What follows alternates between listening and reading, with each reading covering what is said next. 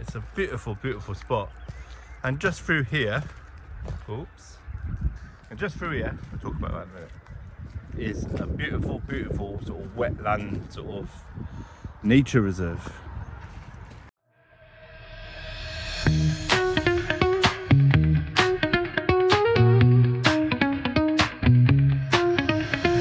Shadows creeping round the block at night. Deep bass banging feels just right. Strong vibes rolling drum. Good morning, guys. So we finally hit the highlands. And look at these trees. It's the first time I've ever seen pine trees lose their needles. This is all needles on the floor. It's like snow and needles. Next to a road. Quite busy in the day, quiet at night.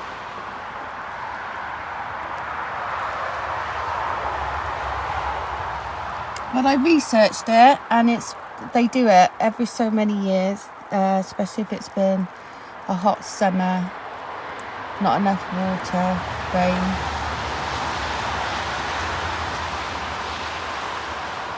They shed the old needles, but if you look closely, they've got the green ones that are still left. But look at the colour. So we should be in red squirrel territory, really. So, good morning, guys. I know Billy's already done a chat out the window this morning, so I don't need to bore you with that one again. So, this was our Parker.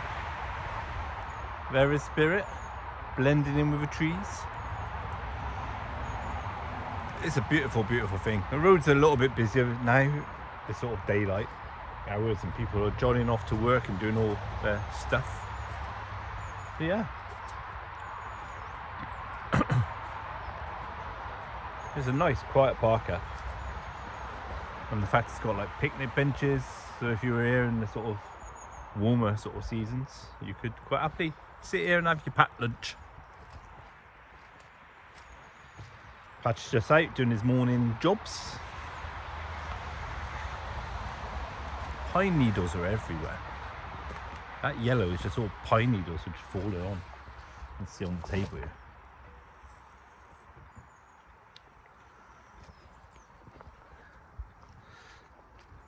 So that was fun last night. Obviously, trying not to take all that crap into the van.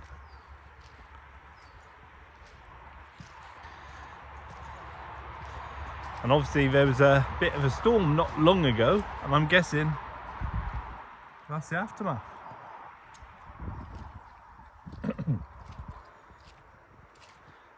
But we sort of parked sort of within trees, but away from trees enough, possibly. But there was no wind last night. It's beautiful, isn't it? I'll turn you around, take you for a little walk. Don't know if you can hear all the birds singing.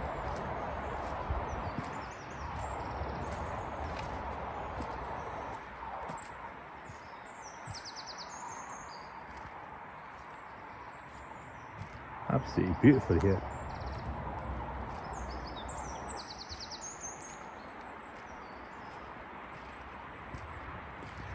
Yeah, so shortly what we're going to do, we're going to go for a proper walk. It's just a quick Patch doing his thing and see what we can see.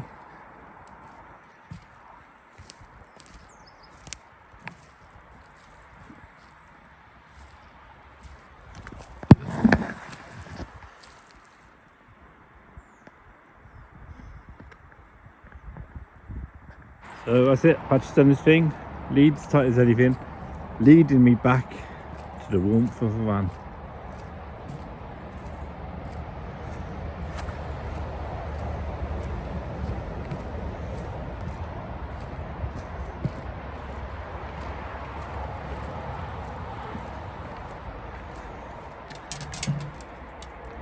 Right, let's do breakfast. So our latest thing that we're really into is tofu. Now, we've both tried it in the past. Normally you'd have it in a casserole or a curry to hide the disgusting taste. But you can do so much with it now. And some friends of ours told us what to do with it to make it more palatable. So I am going to make some scrambled egg out of that, and then I'll make all of that, or half of that. It's quite a big, it's 200 grams I think. That was £1.39 in Sainsbury's, and that so far is, and it's organic, is the best value for money we've come across. So I bought 3 of these, so that should last us all week. I'm going to make scrambled egg for breakfast with 3 other ingredients, and then what's left over we add mayo to, and then we've got egg mayo sandwiches, and obviously some cress, which was on offer, 32p. So I put in a bit of water. I need to put some more in. I normally put it in the window. It keeps the... But yeah, and then I can also slice it up in some garlic butter, and then you've got that for wraps. Haven't tried it in a casserole or stir fries yet, but we will do. So yeah, but this is our latest thing. We love it now. Absolutely love it. So I'm going to show you what I put in that. It's just a bit of pink salt, Himalayan salt, some turmeric to give it that nice colour, and then nutritional yeast, which gives it that cheesy, eggy taste, and Steve absolutely adores it. So yeah, I'll get on and I'll make some of that.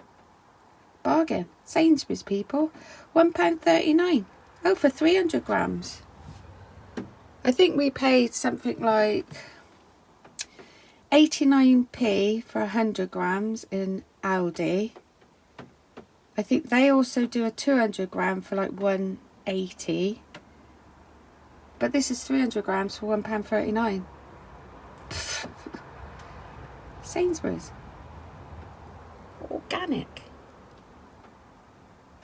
Right. Let's get on with this. So that's the 3 ingredients I'm going to use. Let's turn that. So after opening up the packaging and squeezing out all the love juice, I've scrambled it up. So I've just broken it up. Looks like scrambled egg. So now I'm going to mix it up with those 3 ingredients. So I've added all the ingredients. I didn't measure, I just put in what I found. A little bit of salt, about half a small teaspoon of turmeric, and I just sprinkled in the nutritional yeast. And I'm going to let it gently just fry off in a little bit of butter. Do its thing. It smells lush. Looks like scrambled egg, right?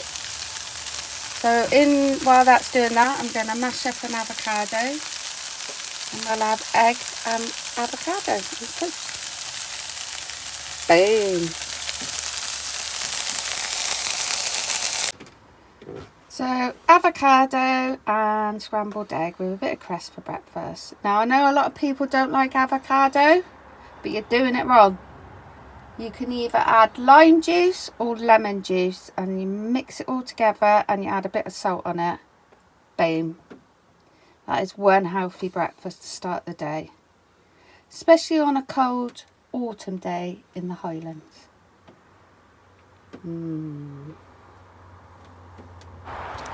So as promised, guys, we're going to take you on a little walksy poops down this lovely pine forest. I guess it's a pine forest.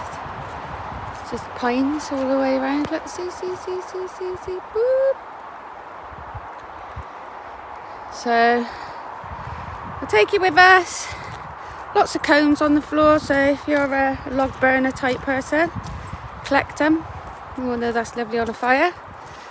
And this stuff here, I don't know if you can see it, that green stuff, obviously dry it.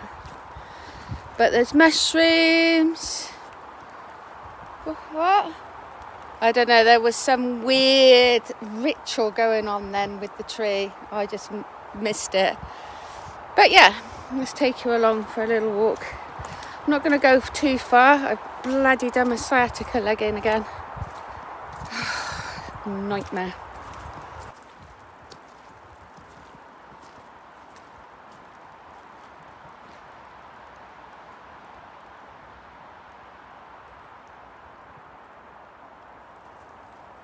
Oh, yes, it's raining, but we're kind of sheltered anyway.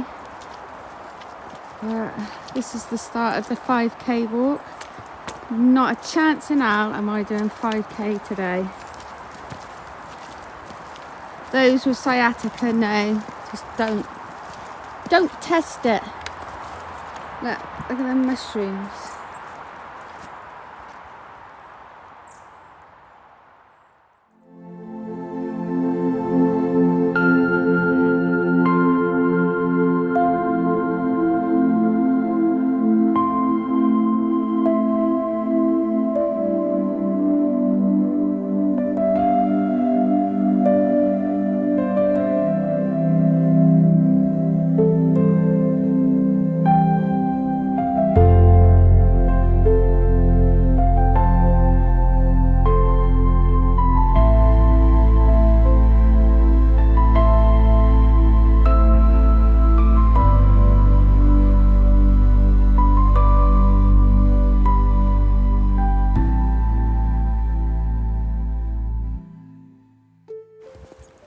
So following on from our last video where we talked about that yellow no parking sign, that we didn't, did we? We said we were going to do the talk about the yellow no parking sign, which is actually illegal. Now, a guy in 2011 or 12, Andy Warhead, I believe his name is, I think he took the Scottish Council to court. And it got overturned in his favour. Is that right? I'll tell you his name. I still think it's Warhead. And yeah, so they're not actually legal. Obviously, the ones that have the signs that say you'll be fined this amount of money, of course, if you're going to ignore them and you get fined, then that's on you. Yeah. Anything that's private land, obviously, again, you wouldn't park on there because they can move you on now. Yeah, so the guy, sorry to interrupt, the guy wasn't Andy Warhead. The guy's name was Andy Strangeway. And after his challenge in 2011... Where did they get Warhead from? No idea. But after his challenge in 2011-2012 with Transport Scotland and Island Council, they accepted the signs had no legal basis and began removing the no overnight parking signs, which are black and yellow. So, of course, if you see them, you can legally ignore them. You can ignore any signs. It's up to you how you go about your business when you live in a van. Anything that's got cameras and says you'll be fined this amount of money, we never stop. Yeah. Anything that says private land, no overnight parking, we don't stop. But because we already knew about that, I didn't realise it was so old. No. I thought it was a recent thing, like 2022. But also, if it is to be a legal sign, it has to have like the term and conditions, and this will happen if you don't do this, this, and this. Basically, that's how you can tell the difference between a fake sort of sign or non-legal sign and a legal sign. So that is the difference, people. I know a couple of people mentioned, no parking sign. But there we go. We were going to do a chat on it, but for some reason we just forgot about it. And then I done a little crassy bit of editing, so you wouldn't even know about it. But then people commented about it, so here we are talking about it. Yeah, but I think it needs to be addressed because a lot of people who are new to living, and I'm talking about people that live full time in their vans, because obviously you're out and about a little bit more than people who just go out for like the odd weekend.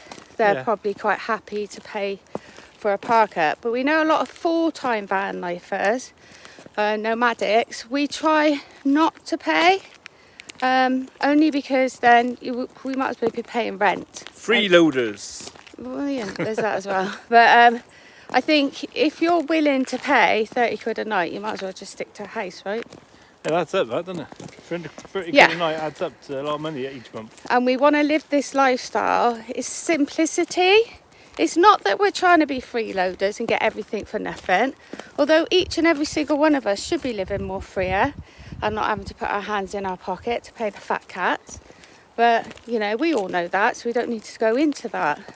But when you live a nomadic lifestyle, it's all about being more in tune with the seasons and nature, and as frugally as possible to live a sustainable lifestyle. And that includes food, our water sources, free electricity.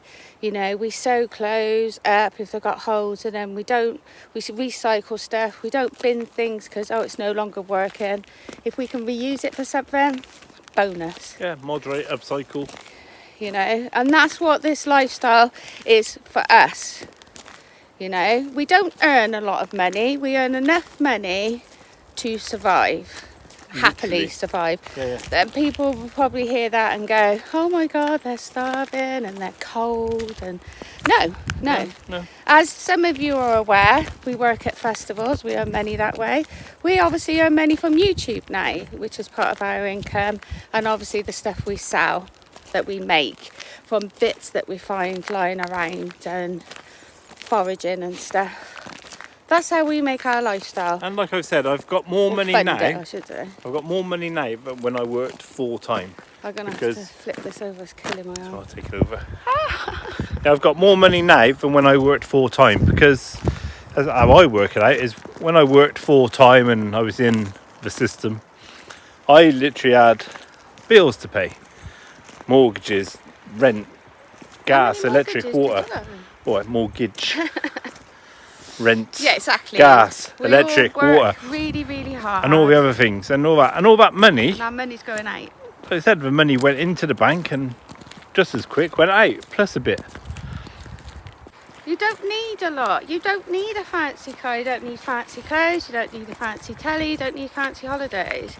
You just need to sort of get back to what a human being is really all about. And it's not about what they're portraying your lifestyle to be about, because it's making a lot of people really, really miserable, and they see no way out of it. No. And when you get something you want, you just want the next thing. See, I was never like that when I had a house. No. I was never like that. I was never ever keeping up with the Joneses. Car. I didn't need to have the latest TV. I certainly never wore what the latest fashion was. You know, there is a way to do it. Even if you live in a house, you can be as frugal as you can living in a house. So I guess times are hard now for everybody. So grow your own fruit and veg. Collect your own water. Go and buy them water butts. You can have as many as you want in your garden. And invest in some solar panels. Don't wait for these government bloody schemes, which is a massive rip-off anyway. Go and buy some solar panels and rig it up. YouTube is a vast of knowledge out there. I've literally just discovered a hobbit house. See? Hobbit house. Right there.